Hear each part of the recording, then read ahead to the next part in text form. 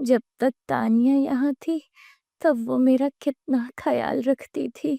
लेकिन जब से शादी करके ससुराल गई है, अपनी माँ को तो जैसे भूल ही गई है वो। कितने महीने हो गए हैं उसे देखो। आज बड़ा मन कर रहा है उससे मिलने का। क्यों ना आज तानिया से मिलने मैं ही चली जाऊँ, वो मुझे वहाँ देखकर खुश हो जाएगी। अब उसके पास तो समय ही नहीं है अपनी माँ से मिलने के लिए। बेटी के घर ऐसे खाली हाथ जाना अच्छा नहीं लगता, इसलिए मूँगफली काफ़ी है, यही ले जाती हूँ। कौशल्या खेत से अपने घर जाती है और बेटी के घर जाने के लिए तैयार हो जाती है। अरे, स्वेटर तो ले लूं जो मैंने तानिया के लिए बनाया था, उसे बहुत पसंद आएगा। कौशल्या एक संदूक से स्वेटर निकालती है जो उसने अपनी बेटी के लिए बड़े प्यार से बनाया था। सब सामान लेकर कौशल्या तानिया के घर के लिए एक ऑटो में निकल पड़ती है और घर से कुछ ही दूर पहले वो उतर जाती है। हाय हाय, यहाँ तो बड़ी ठंड है। भगवान, मेरे तो हाथ पैर सुन पड़ गए। तभी सामने से एक मोटरसाइकिल वाला आता है और वो कौशल्या को टक्कर मार देता है।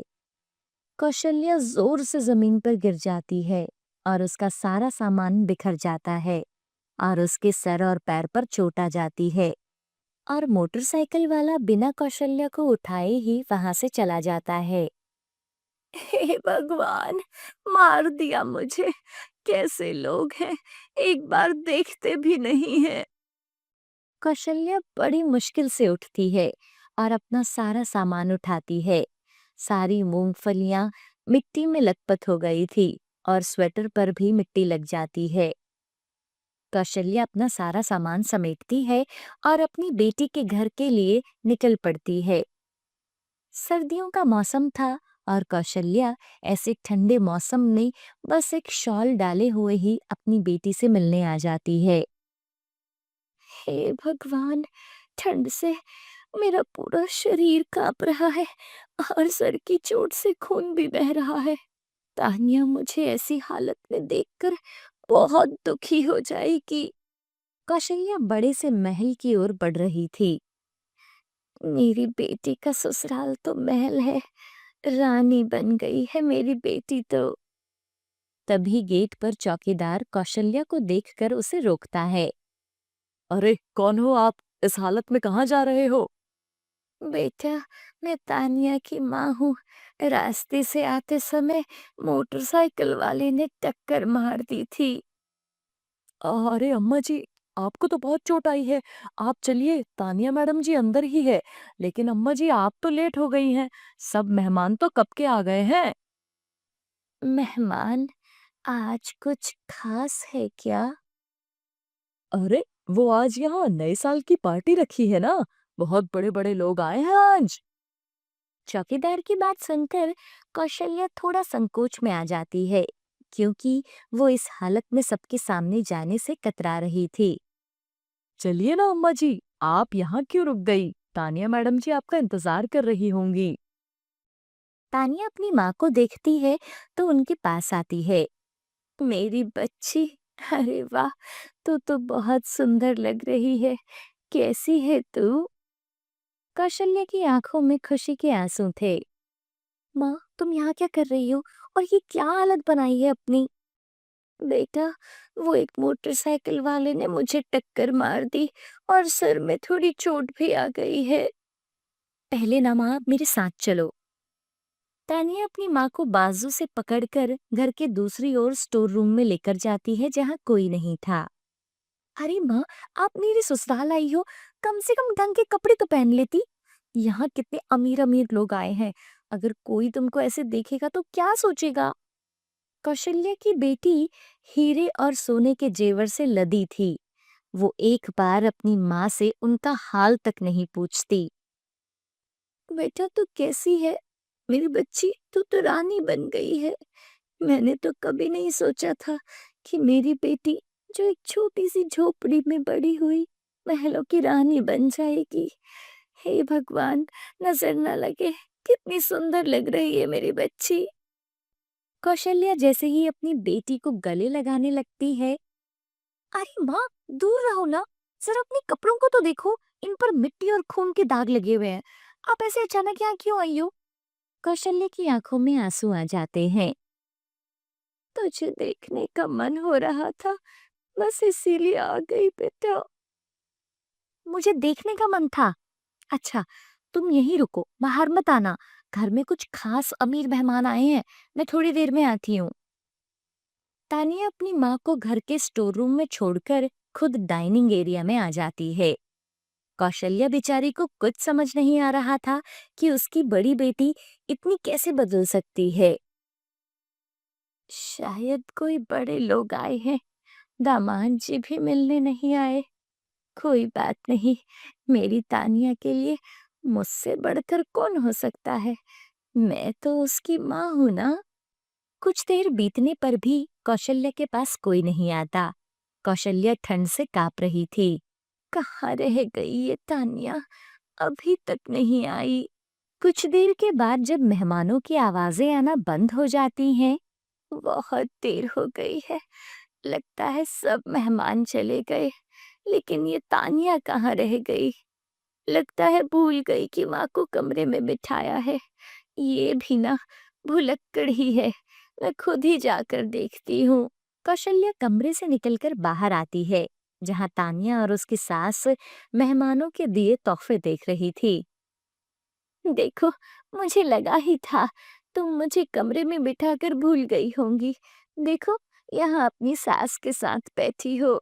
माँ, मैं आने ही वाली थी। तानिया की सास कौशल्या देवी को देखकर अपना मुंह बना लेती है। तुम्हारी माँ कब आई? तुमने बताया नहीं। इनकी तो हालत बहुत खराब लग रही है। अब वो माँ अभी आई थी। नौकरों को बोलो इनको खाने के लिए कुछ दे। इन्हें तो देखकर लग रहा है जैसे बहुत दिनों से अच्छे से खाना नहीं खाया है। कुछ कपड़े भी दो इनको। तानिया की सास का रवैया कौशल्या को कुछ ठीक नहीं लगा। नहीं नहीं बहन जी, मैं तो बस तानिया को देखने आई थी। आप सबसे मिल ली, इसलिए मुझे अब इजाजत दीजिए, मैं अपने घर चलती हूँ। ये इनके थैले में ना कुछ फ्रूट्स डाल दो, बेचारी ठंड में इतनी दूर से आई हैं। नहीं नहीं नहीं, ये तो मैं तानिया के लिए लाई थी। इसमें हमारे खेत की मूंगफली है। बचपन में तानिया बहुत खाया करती थी, और मैंने अपने हाथों से तानिया के लिए एक स्वेटर बनाया था। बहुत गर्म ऊन का है, सर्दियों में इसमें ठंड नहीं लगेगी। कौशल्या अपना थैला खोलने लगती है। उसके हाथ ठंड से कांप रहे थे। वो जैसे ही थैला खोलती है, तो वो थैला उसके हाथ से छूट जाता है और सारा सामान जमीन पर गिर जाता है। अरे अरे अरे, ये मिट्टी वाली मूंगफली और गंदा सा स्वेटर! अरे, सारा फ्लोर गंदा कर दिया। माँ, क्या कर रही हो आप? देखो ना, सारी जगह आपने गंदगी फैला दी। अरे, आप इसे यहाँ पर लेकर आई हो ना? ऐसी मूंगफली तो उस घर के नौकर तक नहीं खाते हैं। रामू, जल्दी इधर आओ, ये सब साफ करवाओ और इसे बाहर फेंको। माफ करना बहन जी, मैं साफ कर देती हूँ। कौशल्या सब उठाने लगती है, तभी बाहर से नौकर आते हैं और कौशल्या को रोकते हैं। ये स्वेटर ना माँ, तुम अपने घर ले जाना, तुम्हारे परिवार के काम आएगा। अब अपनी इतनी बेइज्जती देख कौशल्या से वहां रुका नहीं गया। वो बस हाथ जोड़कर वहां से बाहर आ गई। कितनी आस लगा कर गई थी मैं अपनी बेटी के घर, लेकिन इसने मुझे मेरी औकात दिखा दी। कौशल्या तानिया के घर से जा ही रही थी कि तभी तानिया का पति सिद्धार्थ कौशल्या जी को देख लेता है। सिद्धार्थ जल्दी से अपनी माँ के पास आता है। अरे माँ जी, आप मुझसे मिले बिना कहाँ जा रही हो? और ये आपको चोट कैसे लगी? नहीं बेटा, कुछ नहीं, वो मैं तानिया से मिलने आई थी। अच्छा, अभी मैं चलती हूँ। अरे, ऐसे कैसे चलती हो? अभी तो आप मुझसे मिले भी नहीं हो और अभी-अभी आए हो। तानिया, जल्दी से इधर आओ। तभी वहां तानिया आती है। जी, वो माँ जी तो अभी जा रही हैं, वो सबसे मिल ली हैं। अरे, ऐसे कैसे जा रही हैं? तुमने देखा नहीं माँ जी को कितनी चोट आई है? सिद्धार्थ उन्हें अपने कमरे में लेकर जाता है और डॉक्टर को बुलाता है। तानिया, रामू से बोलकर माँ जी के लिए कुछ खाना मंगवाओ। देखिए, इनको बहुत ठंड लग गई है और ऊपर से कमजोरी भी है। मैंने चोट पर पट्टी कर दी है और ये कुछ दवाइयाँ हैं। थोड़े दिन आराम करो, सब ठीक हो जाएगा। डॉक्टर के जाने के बाद तानिया गर्मा गर्म खाना अपनी माँ को खिलाती है। माँ जी, अब आप कहीं नहीं जाओगे, आप यहीं रहो। तानिया खुद आपका ध्यान रखेगी। वैसे भी ये घर जितना हमारा है उतना ही आपका भी है।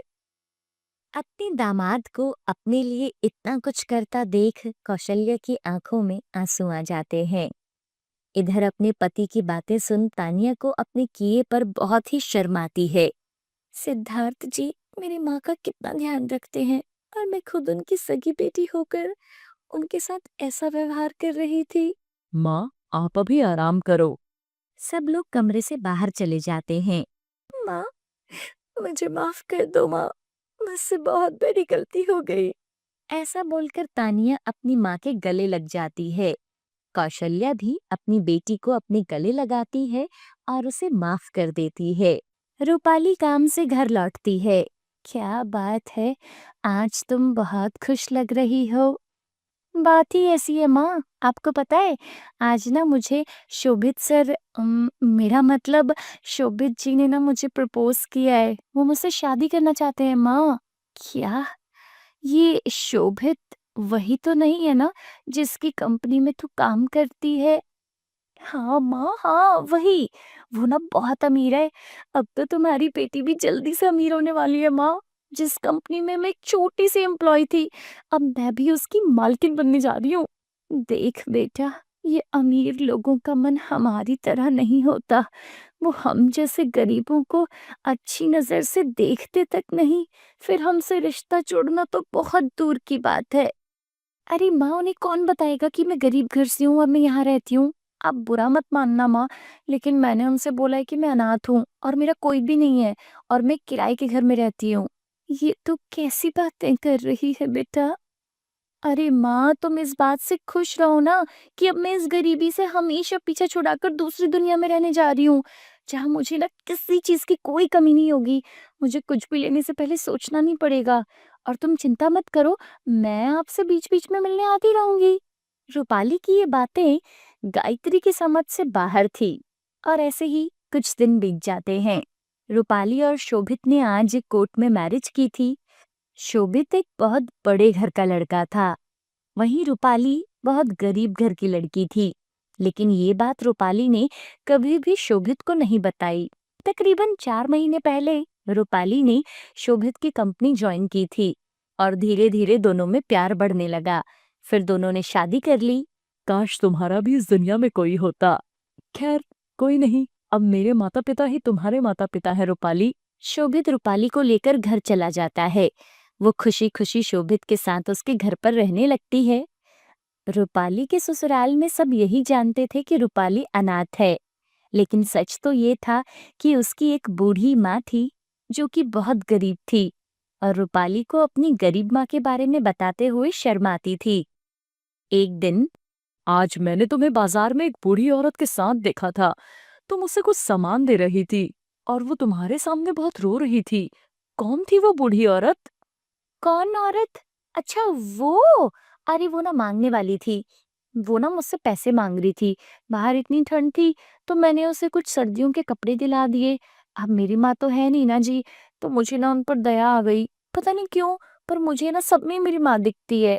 तुम्हारा मन कितना अच्छा है रूपाली, तभी तो मैंने तुमसे शादी की है। अच्छा, तुम तैयार हो जाओ, हम दोनों मूवी देखने चलते हैं। सच में? वाओ! आप यहीं रुको, मैं ना अभी तैयार होकर आती हूँ। उसके बाद वो दोनों मूवी देखने चले जाते हैं। रास्ते में रूपाली को ठंडी में उसकी माँ चाय बेचते हुए नजर आती है, जबकि रूपाली आराम से अपनी बड़ी सी कार में बैठी थी। लेकिन वो अपनी माँ को नजरअंदाज कर देती है। रूपाली बेटा, रूपाली बेटा मेरी बात तो सुन। अरे, ऐसा लग रहा है जैसे वो औरत तुम्हें आवाज लगा रही है। आवाज? नहीं तो, आपको ना कोई वहम हो गया है। तुम चलो, हम लेट हो जाएंगे ना। वैसे भी तुम मुझसे प्यार ही इतना करते हो ना, इसलिए सारा दिन बस मेरे बारे में ही सोचते रहते हो।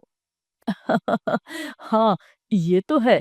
प्यार तो मैं तुमसे बहुत करता हूँ रूपाली।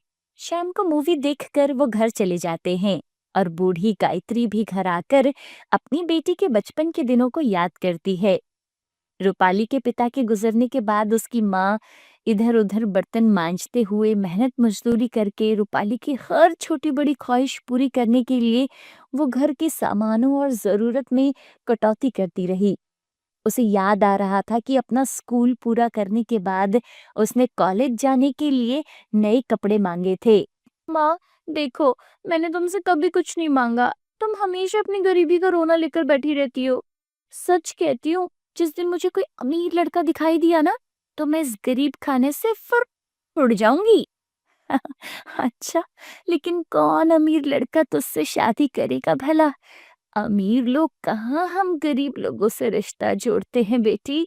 जोड़ते हैं माँ, जोड़ते हैं। अगर उन्हें ये ना बताओ कि हम गरीब हैं। क्या मतलब? ये कि तुम उसे कभी नहीं बताओगी कि तुम गरीब हो और इस गरीब बस्ती में रहती हो? हाँ माँ, मैं उसे तुम्हारे बारे में भी नहीं बताऊंगी। नहीं तो ना मुझे मेरे ससुराल में सर झुकाकर ही रहना पड़ेगा कि मैं एक गरीब माँ की बेटी हूँ और एक गरीब बस्ती से आई हूँ। गायत्री की आंखों में आंसू थे। वो अपनी बेटी को याद करके रोने लगती है। मेरी बेटी ने अमीर बनते ही मुझे अपनी माँ मानने से इनकार कर दिया। अगर उसने मुझे अपनी माँ मानने से इनकार कर दिया है तो ठीक है, फिर मैं भी अपने दिल पर पत्थर रखकर उसे अपनी बेटी नहीं मानूंगी।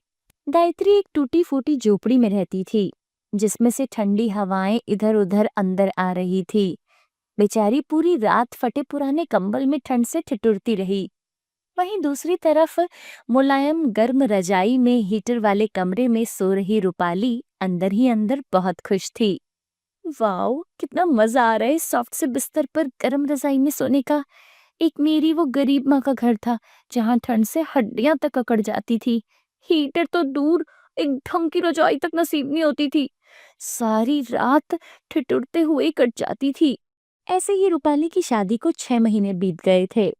एक रोज रूपाली शोभित के साथ बाजार गई थी। शोभित, ऐसी ठंड में ना मुझे ठंडी ठंडी आइसक्रीम खाने का मन कर रहा है। हाँ हाँ, तुम यहीं रुको, मैं अभी आइसक्रीम लेकर आता हूँ। रूपाली अपनी गाड़ी के पास धूप में खड़ी थी कि तभी रूपाली के मोहल्ले की एक औरत उसके पास आती है। अरे कैसी है रूपाली बेटी, तू अपनी बूढ़ी माँ को छोड़कर खुद अमीर घर में रह रही है। तुझे पता भी है तेरी माँ किस हालत में है। जैसे तैसे बस्ती वाले उसकी देखभाल करते थे, लेकिन कल इतनी ठंड से उसे ना ठंड लग गई है और उसकी तबीयत भी खराब हो गई है। जैसे तैसे बस्ती वालों ने उसे सरकारी अस्पताल में भर्ती करवा दिया है। हो सके तो एक बार उससे मिलकर आ, क्या पता फिर कभी उससे मिल ना पाए तू। तभी सामने से शोभित को आता देख रूपाली गुस्से से उस औरत से बोलती है, तुम अपने काम से काम क्यों नहीं रखती? मेरी माँ है, वो घर में रहे या हॉस्पिटल में, तुम्हें क्यों इतनी चिंता हो रही है? अब जाओ यहाँ से। अरे कैसी डायन है तू। और वो औरत गुस्से से वहां से चली जाती है। कौन थी वो औरत रूपाली? अरे वही मांगने वाली, और कौन। लेकिन इस बार शोभित उसकी बातों में बिल्कुल यकीन नहीं करता, क्योंकि उस औरत ने ठीक ठाक कपड़े पहने हुए थे। फिर वो बहाना बनाते हुए रूपाली से कहता है, रूपाली, वो मुझे एक अर्जेंट काम याद आ गया है। तुम ऐसा करो, टैक्सी लेकर घर चली जाओ, मैं अपना काम निपटा कर आता हूँ। अच्छा ठीक है, सुनो ना, जल्दी घर आना, ठीक है। रूपाली के जाते ही शोभित जल्दी से उस औरत की ओर भागता है और उससे जाकर पूछता है, सुनिए, कुछ देर पहले आप उस रूपाली से बात कर रही थी, क्या आप उसे जानती हैं? अरे नाम मत लो उस कलमुही का, बहुत खराब लड़की है वो। उसके बचपन में मैंने कितनी बार उसे खिलाया पिलाया था, लेकिन अब तो वो मुझे पहचानने से मना कर रही है। अरे मेरी तो छोड़ो, अपनी माँ तक को पहचानने से मना कर रही है। हाँ, नहीं नहीं नहीं, आपको कोई गलतफहमी हुई है, क्योंकि रूपाली का तो इस दुनिया में कोई नहीं है। वो बेचारी तो अनाथ है और मैं उसका पति हूँ। अरे तुम्हारी बातों से तो लग रहा है उसने तुम्हें भी कुछ नहीं बताया। अरे ये लड़की बहुत झूठी है। उसकी एक बूढ़ी माँ कब से अस्पताल में पड़ी है, लेकिन मजाल है इसकी जो वो अपनी माँ को देखने अस्पताल चली जाए। ये सुनकर शोभित के पैरों तले जमीन खिसक जाती है। वो उस औरत से रिक्वेस्ट करके रूपाली की माँ के पास ले जाने के लिए कहता है। देखिए, प्लीज मना मत करना, आप मुझे उनसे मिलवाने ले चलिए। आशा उसके साथ जाने के लिए हाँ कर देती है। शोभित अपनी गाड़ी में उसे अस्पताल लेकर पहुंचता है, जहां गायत्री अस्पताल में पड़ी थी। कैसी हैं माँ जी आप? कौन हो बेटा तुम? और मेरी बेटी को क्या तुम जानते हो? उससे कहो ना अपनी मरती हुई माँ से एक बार मिलने आ जाए। आप ऐसी बातें मत करिए माँ जी, आपको कुछ नहीं होगा। मैं अभी आपको बड़े से प्राइवेट अस्पताल में लेकर जाता हूँ। लेकिन तुम कौन हो बेटा? माँ जी, मैं आपका ही बेटा हूँ, आप जल्द ही ठीक हो जाओगी। शोभित गायत्री को एक बड़े से अस्पताल में लेकर जाता है, जहाँ उसका खूब ख्याल रखा जाता है और उसका इलाज होता है। धीरे धीरे वो पूरी तरह से स्वस्थ हो जाती है और इधर शोभित अब रूपाली से कटा कटा सा रहने लगा। वो उससे ठीक से बात तक नहीं करता था। अपने पति का ऐसा रवैया देखकर रूपाली बहुत परेशान थी। शोभित, आजकल तुम मुझसे इतना दूर दूर क्यों रहते हो? कहीं तुम्हें कोई और तो पसंद नहीं आ गई? सच कहूँ तो मेरा अब तुमसे बात करने तक का मन नहीं करता रूपाली। लेकिन क्यों? क्योंकि बहुत सी ऐसी बातें हैं जो तुमने मुझसे छुपाई हैं। पर कौन सी बातें? क्या तुम्हारा कोई रिश्तेदार नहीं है? हे भगवान, मैं तुमसे कितनी बार कह चुकी हूँ कि मेरा इस दुनिया में कोई नहीं है। ओह! अच्छा ठीक है। अच्छा सुनो, आज मेरे एक स्पेशल गेस्ट आ रहे हैं। तुमसे और मम्मी-पापा से मिलने, तो तुम अच्छा-सा खाना बनाकर तैयार रखना। ऐसा बोलकर शोभित अपने कमरे से बाहर चला जाता है। सुनो तो, कौन आ रहा है? मेरी बात तो सुनो। शोभित बिना कुछ बोले चुपचाप वहां से चला जाता है। शाम को रूपाली तरह तरह की सब्जियां बनाकर तैयार कर लेती है। लगता है शोभित जी के ना कोई बड़े से क्लाइंट आ रहे होंगे। ऐसा करती हूँ, थोड़ा मीठा भी बना लेती हूँ। रूपाली खाने में मटर पनीर, फ्राई गोभी, रायता, सोया चाप, खीर और कई तरह के पकवान बनाकर तैयार कर लेती है। बहू, सारी तैयारियां हो गई ना? जी बाजी, सब कुछ हो गया है। जाओ, अब तुम भी जाकर तैयार हो जाओ। कुछ देर के बाद शोभित घर आता है। क्या हुआ शोभित, तुम्हारे गेस्ट कहाँ हैं? बस आ गए माँ। माँ जी, अंदर आइए ना। अपने सामने गायत्री को देख रूपाली हैरान रह जाती है। माँ? क्या? क्या कहा तुमने रूपाली? तुम तो इन्हें जानती तक नहीं ना? तो कम से कम अपनी माँ को तो पहचान सकती हो ना तुम? तुम हमारी सेवा इसलिए करती रही क्योंकि हमारे पास पैसा है, लेकिन जिसने तुम्हें जन्म दिया उसी को तुमने इस दुनिया में अकेले मरने के लिए छोड़ दिया। अरे, तुमने हम सबसे ये सच छुपाया। वो तो शुक्र है शोभित को तुम्हारी सच्चाई पता चल गई और उसने तुम्हारी माँ को मरने से बचा लिया। मुझे माफ कर दीजिए माँ। आप सब आप सब लोग मुझे माफ कर दीजिए। मुझे लगा मेरी गरीबी का पता चलते ही शोभित मुझे कहीं छोड़ ना दे। माफी तो तुम्हें अपनी माँ के पैरों को पकड़कर मांगनी चाहिए रूपाली, जिन्होंने पूरी उम्र खुद कष्ट भोगकर तुम्हें पाला पोसा और इतना बड़ा किया। मुझे माफ कर दो माँ, मुझे माफ कर दो प्लीज। रूपाली की खुशी के लिए उसकी माँ उसे माफ कर देती है। फिर शोभित और उसके घर वालों के कहने पर गायत्री भी उनके साथ रहने लगी थी।